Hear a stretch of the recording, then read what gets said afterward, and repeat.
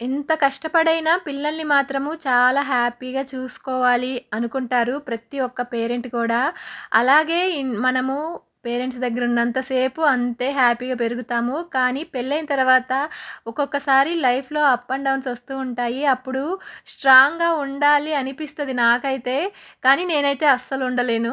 ప్రతిదానికి మన తప్పు లేకపోయినా ఒక మాట అన్నప్పుడు ఇంకా ఏడుస్తూ ఉంటాను. వాళ్ళు ఆ మాట అన్నారు అని దాని గురించే ఇంక నేను ఆలోచించుకుంటూ ఉంటాను. నాకేం చేస్తున్నా గూడా నాకర్థం గాదు. అలా అయితే అస్సలుండగూడదు. అది ఫస్ట్ నుంచి మనకు అలవాటవ్వాలి. దేనికి భయపడగూడదు. మంచిగా ఇట్లాగా స్ట్రాంగ్‌గా ఉండాలి అనేసి.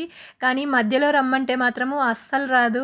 అందుకనే నేననుకుంటాను, మా పిల్లలనైనా గానీ మంచిగా స్ట్రాంగ్‌గా భయపడకుండా పెంచాలి అనేసి. ఆస్తులు, అంతస్తులు వాటికంటే ఇంపార్టెంటు లైఫ్‌లో మంచిగా భయపడకుండా లైఫ్‌ని లీడ్ చేసే విధంగా, మన తప్పు లేకపోయినా గానీ ఎదిరిచ్చేటట్టు ఉండాలి అన్నట్టు పెంచాలనిపిస్తది నాకు.